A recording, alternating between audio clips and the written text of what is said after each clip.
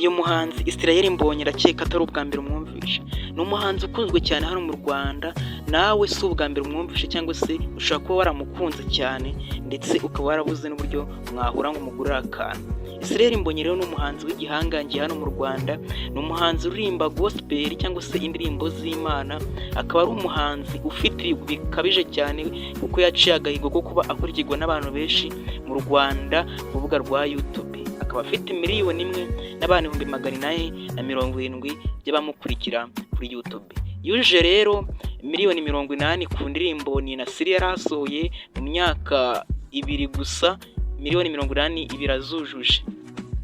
Mbere rero yo gufungura iryo soko yari yarabanje kujya aririmba indirimbo z'ikinyarwanda, aza guhindura ashyira mu ndirimbo zo mu Giswahili. Abanyakenya, Abanyetanzania, Abagande, Abarundi bose baramukunda cyane, baramushaka, baramufata, ubundi bamubyaza umusaruro. Yaje rero kujya akora ibitaramo bitandukanye muri East Africa, by'umwihariko ahera mu Rwanda, yuzuza BK Arena inshuro zigera muri 3 ndetse akajya abikora ku itariki 25 z'ukwa 12. Akenshi na kenshi ibyo bitaramo niho byabaye kuko kwari kugira ngo nyine ngo bizihize Noheli, buzuze abo bantu nyine bije Noheli kuko ari umunsi nyine ngo w'Imana abayemera babizi.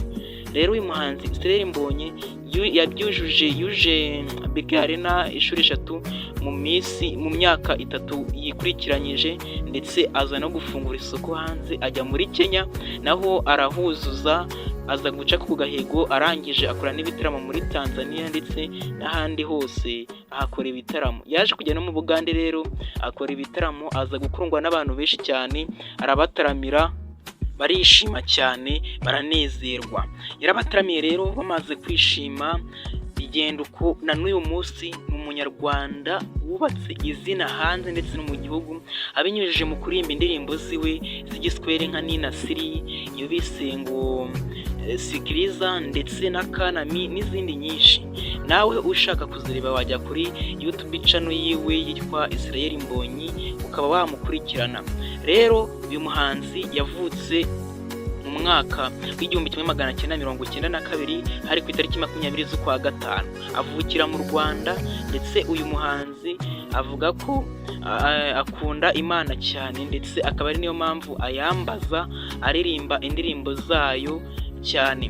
Ndetse uyu muhanzi yaje no kujya akora indirimbo yifashijemwo abantu benshi cyane, ngira ngo nimba wararebye amavideo yiwe abakoresha abantu benshi cyane, ndetse n'ibyuma by'umuziki bitandukanye harimo nka za gaseti ndetse n'ibindi byinshi, uko abikoresha kugira ngo atange umuziki mwiza.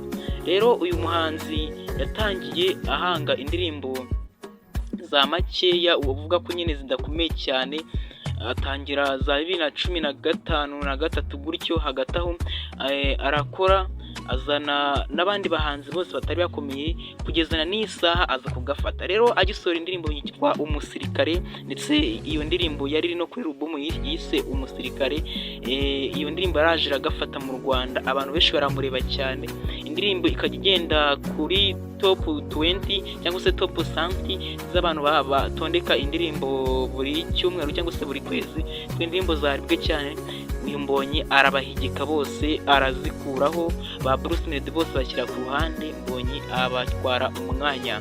Aza gutwara rero n'ibindi bihembo, yaje kubonera muri Isango na Music Award, aho yaje gutwara igihembo cy'umuhanzi wa gospel cyangwa se uririmba indirimbo z'Imana witwaye neza, atwara n'ibindi bikombe byose. Gusa yaje no guhatana mu gikombe cy'abagarami, aho yagiye muri Zanzibar, igikombe cyatangiwe muri Zanzibar. Nshuti yanjye, niba ukunda Israel Mbonyi, niki cyatuma udakora subscribe kuri iyi channel kugiye kujya kugezaho amakuru yiwe ya buri munsi? Kora subscribe kandi ufungure inzogera. Ndaje mukaka.